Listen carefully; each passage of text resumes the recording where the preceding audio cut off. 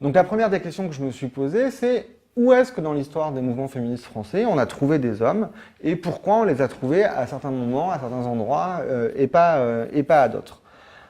Alors, deux constats généraux à partir de cette première question. Il y a pratiquement toujours eu, à toutes les époques, des militantismes non mixtes et mixtes pour défendre la cause féministe. Je disais que je suis parti de la naissance de la Troisième République au début des années 1870. C'est la période où en France se constitue véritablement un mouvement féministe. Alors évidemment, il y avait eu des revendications d'égalité des sexes, on a parlé de différents penseurs tout à l'heure.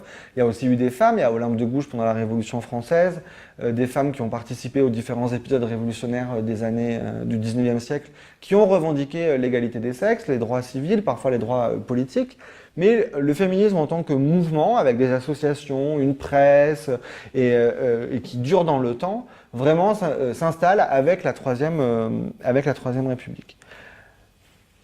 Au tout début de la Troisième République, c'est une association mixte qui est créée, je vais y revenir dans un instant, mais très rapidement la non-mixité va aussi apparaître, et à partir de la fin du 19e siècle jusqu'à la période contemporaine, on trouve à chaque époque des associations exclusivement de femmes, des associations mixtes, hommes et femmes, et parfois, peut-être que j'en dirai un mot, des associations exclusivement ou des collectifs exclusivement d'hommes.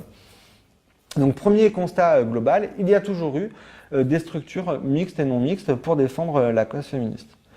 Alors une fois qu'on a dit ça, il y a un deuxième constat, c'est que, et qui est peut-être contre-intuitif au regard d'un certain nombre de discours contemporains, mais justement sur lequel je vais revenir et que je vais essayer d'expliquer, c'est que la présence des hommes, elle est en tout cas en pourcentage décroissante sur l'ensemble de cette période. Alors, ce n'est pas une courbe linéaire, hein, il y a des pics d'engagement des hommes, mais si on raisonne en termes de pourcentage, en termes de part des hommes parmi les effectifs militants des collectifs mixtes, cette part-là, elle est décroissante sur le long terme entre la fin du 19e siècle et la période contemporaine. Et donc c'est sur ça que je vais essayer de revenir. Donc si on se plonge à la fin du 19e siècle, au moment de la chute du Second Empire et de la constitution de la Troisième République, on est dans un contexte social, politique, juridique, d'infériorisation des femmes très puissant. Donc vous savez que depuis la Révolution française, il est acquis que les femmes sont exclues des droits politiques, y compris lors des différents épisodes révolutionnaires. La question du droit de vote des femmes aura toujours été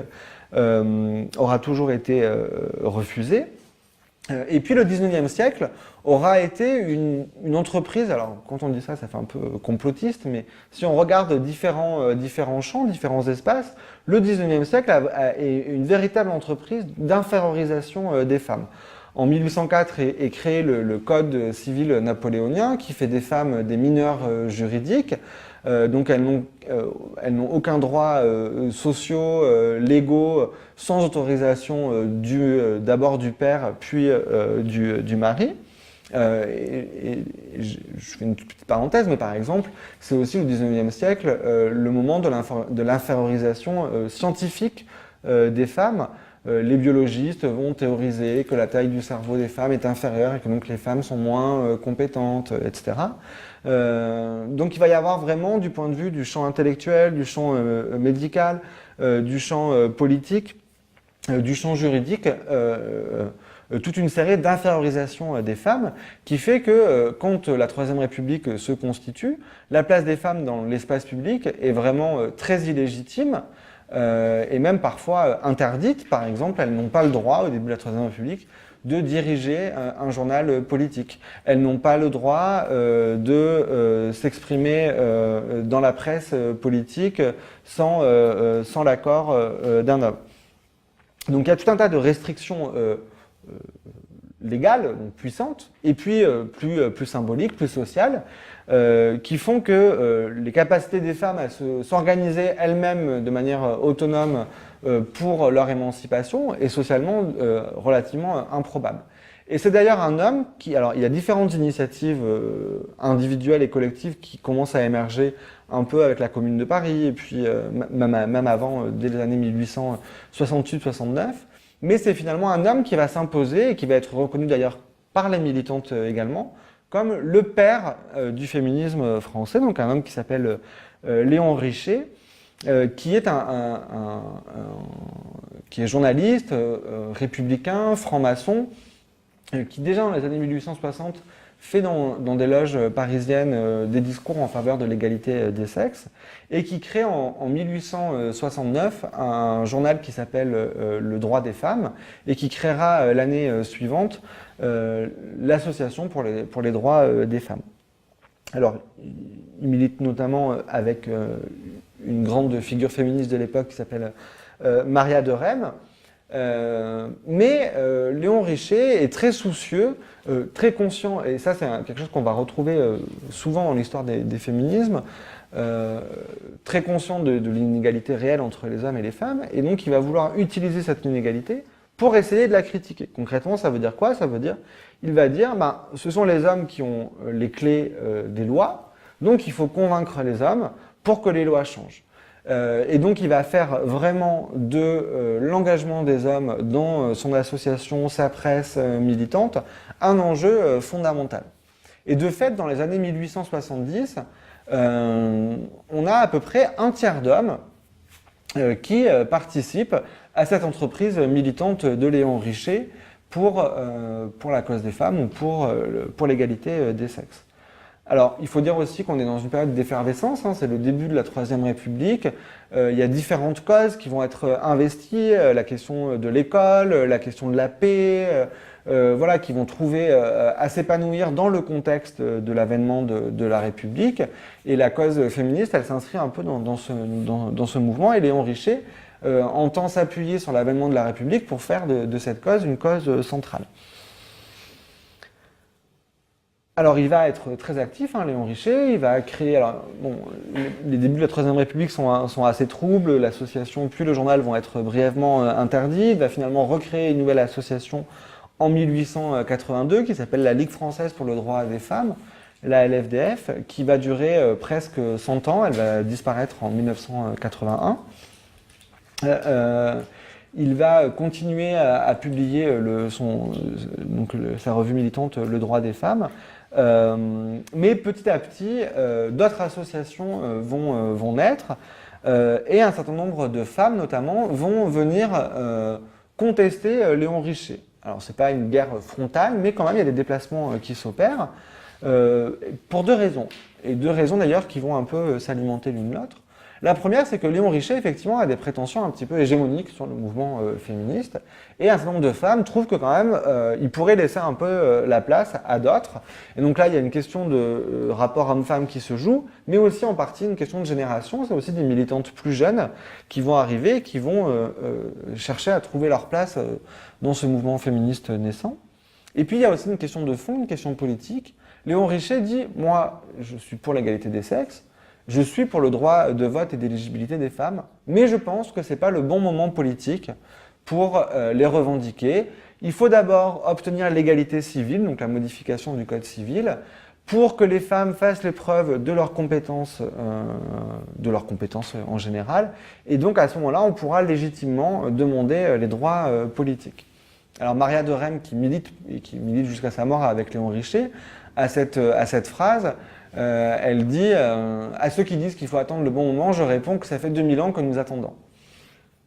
Et de fait, Maria de Rème ne va pas s'affronter directement à Léon Richer sur cette question, mais d'autres vont le faire, et c'est le cas par exemple d'Hubertine Auclair, vous avez peut-être entendu ce nom déjà, qui va militer, Hubertine Auclair, qui va militer à partir des années 1880 spécifiquement sur la question du droit de vote et d'éligibilité des femmes. Elle va créer une association qui s'appellera le suffrage des femmes, et elle va aussi contester un petit peu la stratégie réformiste de Léon Richer, de vouloir convaincre les députés d'accorder des droits aux femmes, et elle va revendiquer des modes d'action un petit peu plus frontaux, un petit peu plus radicaux, et par exemple, elle va lancer un appel à la grève des femmes, à la grève de l'impôt des femmes, tant qu'elles n'ont pas les droits politiques. Donc, tant que les femmes ne peuvent pas voter et être élues, elle appelle les femmes à ne pas payer leur impôt, selon une rhétorique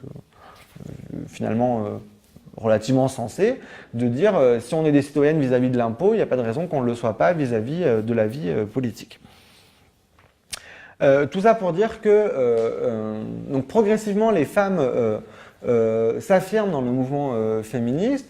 Au tournant du XXe siècle est créée une grande association féministe non mixte, le Conseil national pour les femmes françaises, qui existe encore aujourd'hui, même si ça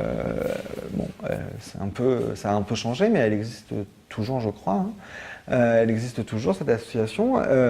Le Conseil national des femmes françaises, c'est vraiment elle est créée en 1901 et c'est le rassemblement de grand nombre d'associations féministes qui existent, mais aussi d'associations philanthropiques, protestantes et juives particulièrement, de femmes qui vont progressivement se convertir à la cause féministe et donc rejoindre ce CNFF. Et donc elles sont parmi les moins radicales par rapport à ce qu'elles revendiquent et au mode d'action qu'elles choisissent, mais elles sont non mixtes. Donc on voit aussi la question de la radicalité, c'est intéressant. Au début du XXe siècle, celles qui sont les moins radicales, c'est celles qui privilégient la non-mixité, alors qu'aujourd'hui, la non-mixité est plutôt associée à une forme de radicalité. Et donc, ce CNFF va revendiquer la non-mixité en disant il faut que les femmes fassent la preuve qu'elles sont capables de s'organiser politiquement, d'organiser des grands meetings, d'organiser des grands congrès, etc. Et c'est de fait ce qu'elles feront. Mais à côté de cette grande organisation non mixte, perdurent des associations mixtes ou se créent des associations mixtes. La grande association qui va se créer, c'est en 1909, l'Union française pour le suffrage des femmes, créée notamment par Cécile Brunschwig que j'évoquais tout à l'heure, qui va donc se créer exclusivement sur la question de la revendication du droit de vote des femmes. Et donc cette association, elle va être mixte, mais elle va avoir une particularité qu'on va retrouver dans la quasi-intégralité des associations mixtes du début du XXe siècle jusqu'à la fin des années 30, c'est que les instances dirigeantes vont être réservées aux femmes. Donc les hommes vont pouvoir être militants, vont pouvoir adhérer, vont pouvoir militer, participer à tous les événements de l'association, mais la direction de l'association va être réservée aux femmes, et ce dans le but explicite de dire c'est d'abord l'émancipation des femmes qui est en jeu, donc c'est à elles de montrer qu'elles prennent en charge ce combat, non seulement qu'elles en ont les compétences, mais aussi qu'elles se préoccupent de leur propre sort et donc qu'elles prennent en charge ce combat. Et donc très clairement, tout ça pour dire que progressivement, on est sur des temps longs, hein, fin 19e jusqu'à la fin des années 30, c'est une période longue, hein, mais progressivement, les mouvements féministes et les militantes féministes vont davantage s'intéresser à politiser les femmes sur la question de l'égalité des sexes, vont davantage s'intéresser à faire venir des femmes à leurs associations qu'à faire venir des hommes, et progressivement, la part des hommes va s'affaiblir. Si on prend l'UFSF, donc l'Union française pour le suffrage des femmes, j'ai par exemple pu retrouver justement au Centre des archives du féminisme d'Angers que j'évoquais, toute une série de listes d'adhésions. J'ai plus les chiffres en tête, mais au final ça fait plus de 20 000 adhésions, je crois, entre 1909 et 1939. Et si, donc, je me suis amusé entre guillemets à compter le nombre d'hommes et de femmes sur chacune de ces listes, et si on les regroupe par année, on a une diminution progressive au fil des ans, et alors qu'on avait près de 20% d'hommes avant la Première Guerre mondiale, on a moins de 10% d'hommes dans les années 30. Sachant aussi que les années 30 sont une période de troubles politiques et sociaux que vous connaissez sûrement, qui vont aussi affecter la crédibilité des revendications féministes, l'instabilité politique, la peur des groupes fascistes, plus les répercussions de la crise économique de 29, font que des hommes politiques, des intellectuels qui avaient soutenu les droits des femmes dans les années 20 vont rebrousser chemin, vont cesser de soutenir l'accès des femmes au droit de vote, vont cesser de défendre le travail des femmes et dire on a une période de chômage, il faut que les femmes retournent au foyer pour libérer les emplois pour les hommes. Donc les années 30 sont vraiment des années de recul, et y compris en termes d'effectifs militants, c'est vraiment des associations qui se féminisent extrêmement. Et on le sait trop peu, mais quand je parlais des années 1870, on était sur quelques dizaines, quelques centaines d'hommes. Quand on parle des années 20 et 30, on parle de plusieurs centaines de milliers d'adhérents et d'adhérentes. Dans l'entre-deux-guerres, les associations féministes ont vraiment constitué des mouvements de masse. Il y a vraiment une capacité de mobilisation très conséquente des mouvements féministes en termes de nombre, bien plus qu'elles n'auront jamais, y compris dans les années 70. Donc sur cette première période un peu longue de la Troisième République, qui même est longue, on voit déjà une participation des hommes qui s'effrite au fur et à mesure que les femmes s'affirment comme les leaders du mouvement féministe et comme devant se préoccuper prioritairement de leur émancipation. Pour autant, la majorité des associations féministes à cette période reste mixte et accueille volontiers les hommes, et au contraire fait plutôt un accueil chaleureux aux hommes.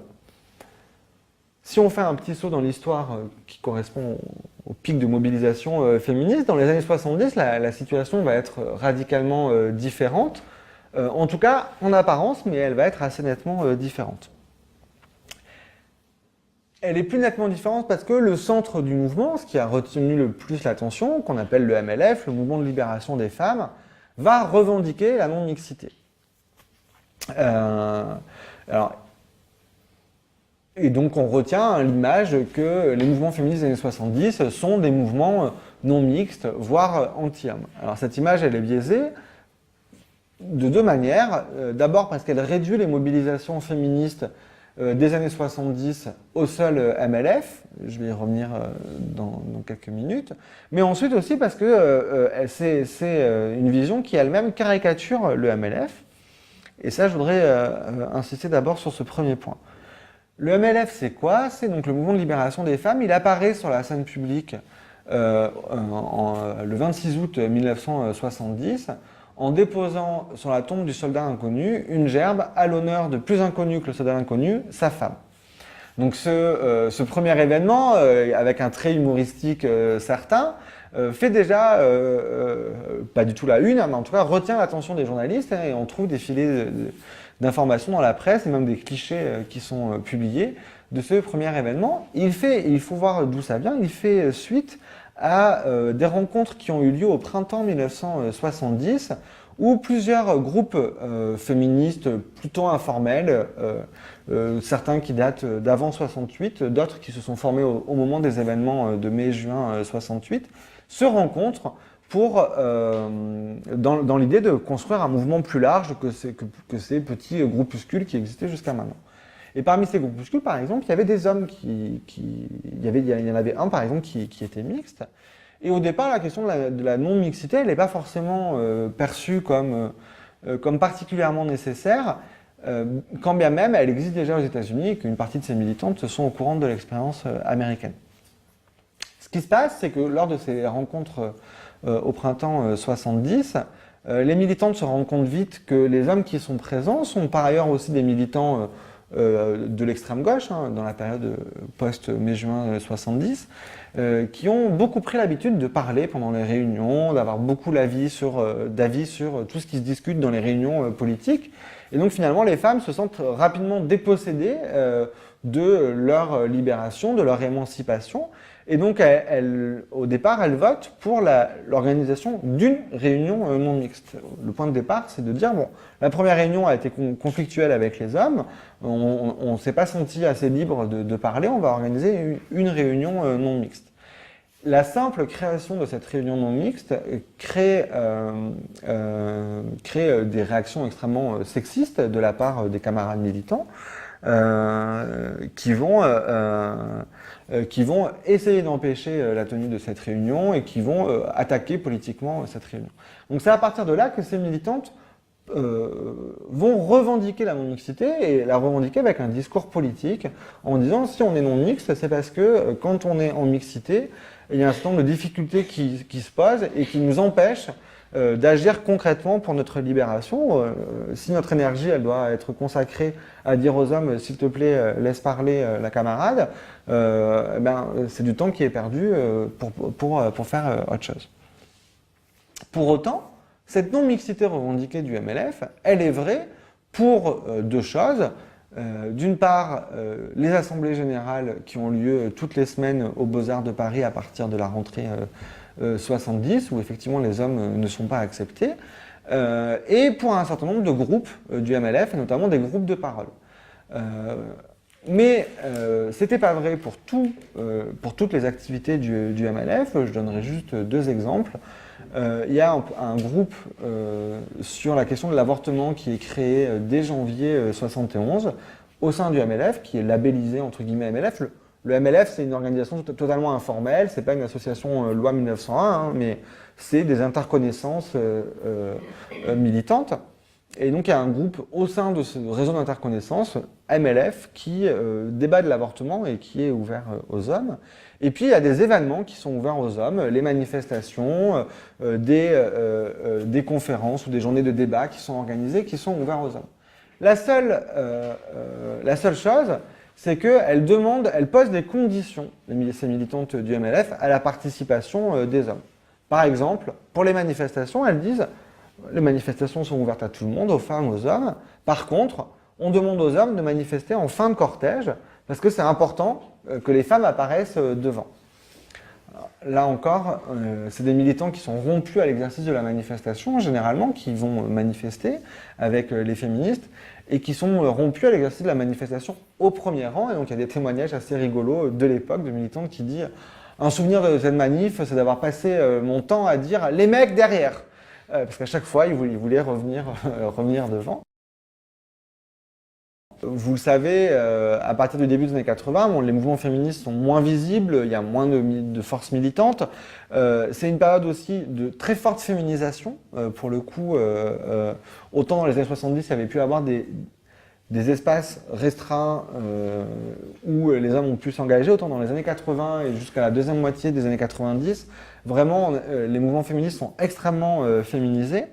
Mais à partir de la fin des années 90, va arriver une nouvelle génération et avec elle un nouveau discours de mise en avant de la mixité féministe. C'est une association qui maintenant a disparu depuis 2-3 ans, mais qui est créée en 1997, qui s'appelle Mixcité, donc MIX-CITE, qui est notamment fondée par Clémentine Autain, qui aujourd'hui est connue pour d'autres engagements, mais qui donc cofonde cette association en 1997.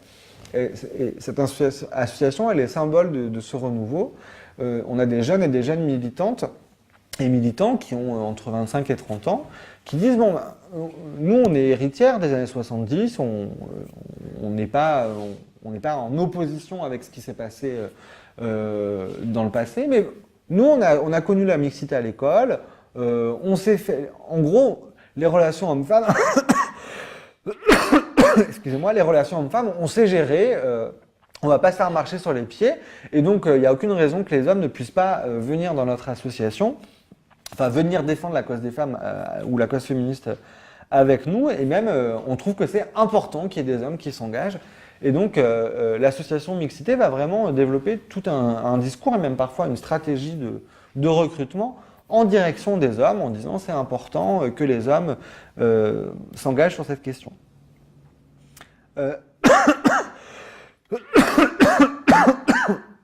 À partir du début des années 2000, la question qui s'est déjà posée dans les années 70 et déjà encore par le passé, de finalement, quand on est en mixité, même quand on est en mixité féministe avec des hommes bienvoulants, engagés, qui y croient, sincères, etc., eh bien, il y a des effets de socialisation, il y a des effets inconscients qui font que les hommes les militantes vont se rendre compte que les hommes vont plus facilement répondre aux sollicitations des médias, vont plus facilement prendre la parole dans les réunions, etc. Et puis que aussi la mixité, elle a des avantages, mais elle a des inconvénients. Les femmes osent moins parler de choses plus privées en réunion mixte qu'en réunion non mixte. Or, depuis les années 70, la dimension, un des slogans des années 70, c'était de dire le privé est politique, donc la manière dont les rapports hommes-femmes sont aussi socialement construits et traversés par des rapports de pouvoir dans la sphère privée, c'est un enjeu féministe important depuis les années 70. Or là, la mixité, elle empêche un peu de discuter entre femmes de ces questions parce que les femmes se sentent moins à l'aise, etc. Et ce qui est intéressant, c'est que jusqu'à la fin des années 2000, cette histoire de mixité, elle va un petit peu se répéter. Je vais prendre deux exemples d'associations que vous connaissez ou dont vous avez entendu parler. Ni pute ni soumise se crée en 2003. C'est un mouvement mixte, qui s'inscrit dans une filiation un peu plus conflictuelle avec les mouvements féministes au départ. Au début, elles disent on n'est pas féministe, c'est pas joli comme mot, etc. Bon, elles vont après se réapproprier cette histoire et s'inscrire en filiation, mais elles insistent aussi sur la mixité. Il y a des hommes, la question de l'égalité des sexes implique les hommes, etc. Et puis en fait, elles vont aussi rapidement se rendre compte que ça pose des questions, et donc elles vont un petit peu abandonner ce discours de il faut des hommes, et de fait, l'association va se féminiser sans qu'elle devienne non mixte. Aucune de ces associations ne va se transformer en association non mixte, juste elles vont attacher moins d'importance à il faut des hommes, et du coup il va y avoir moins d'hommes dans ces associations. C'est le cas aussi d'Oser le féminisme, qui a été créé en 2009 par notamment Caroline de Haas.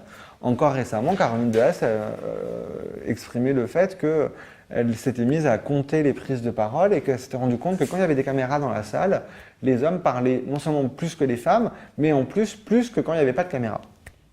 Et donc, ces histoires, elles vont se répéter. Et peut-être pour terminer sur une question qui fait le pont avec d'autres questions qui ont été abordées dans le programme qui était présenté en début d'intervention. Ce qui est intéressant, c'est qu'aujourd'hui, il n'y a pratiquement plus en France d'associations féministes qui met à son agenda militant la question d'impliquer les hommes, de faire venir les hommes. Il existe des associations mixtes.